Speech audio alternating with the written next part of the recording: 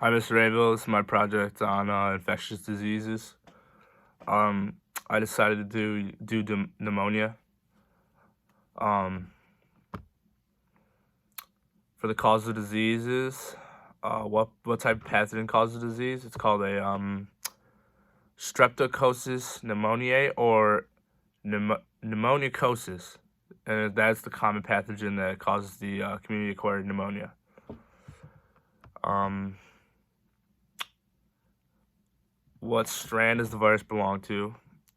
Oh, is it single-stranded or double-stranded?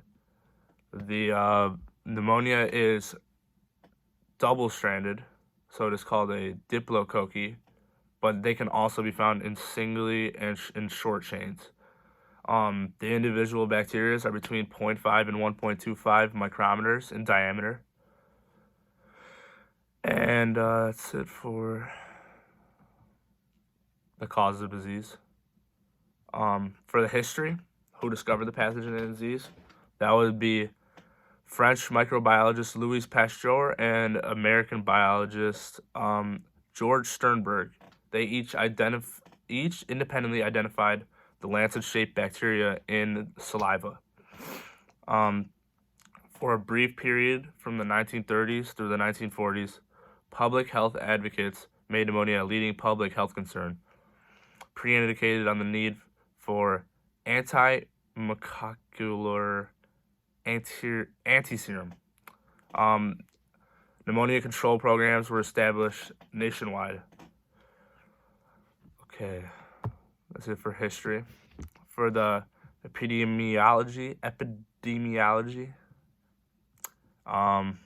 where in the world is this disease prevalent and how many people are currently infected? Pneumonia is the single largest infectious disease of death in children worldwide, my bad. Pneumonia killed 808,694 children under the age of 5 in 2017, accounting for 15% of all deaths in children under 5 years old. Pneumonia affects children and families everywhere, but it is most prevalent in South Asia and sub-Saharan Africa. Sorry. Pneumonia is transmitted when germs of the body of someone with pneumonia spread to another person, and this can happen in varieties of ways, including inhaling the infection. For the pathology of the disease, where in the body does the pathogen affect? It affects the lungs, but it can also spread into the bloodstream. There is a serious complication. Okay, never mind.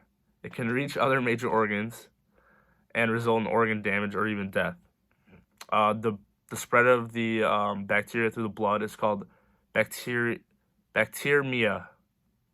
Pneumonia usually does not cause permanent damage to the lungs, but rarely pneumonia causes infected fluid to collect around the outside of the lung, called epemia.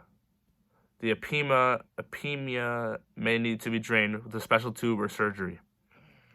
Some of the symptoms may include cough, producing mucus, fever, sweating, shortness of breath, chills, chest pain, faster heartbeat, body pain, loss of appetite, all pretty similar. So for response and treatment,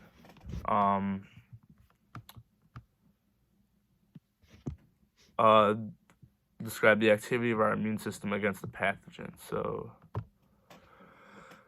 a person with a normal, healthy immune system is typically able to recover from pneumonia after treatment with antibiotics and rest. People who have weakened immune systems due to another condition, for example, HIV or cancer that's being treated with chemotherapy, are at higher risk for developing pneumonia and experiencing major complications. Most people can manage their symptoms such as fever, cough, just by staying at home and following simple steps like taking aspirin, non-inflammatory drugs such as ibuprofen or naproxen, but do not give aspirin to children, it says. Drink plenty of fluids to help loosen secretions and bring up phlegm.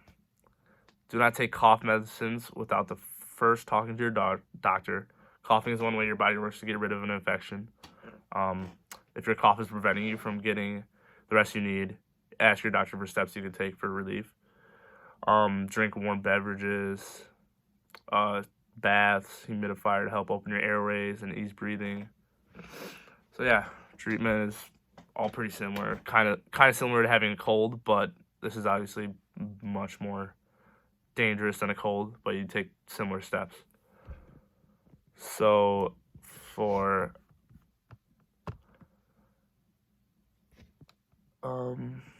socio-politico-economic, describe any historic event or present-day social, economic, political issue that either help or hinder us in limiting the spread of the disease.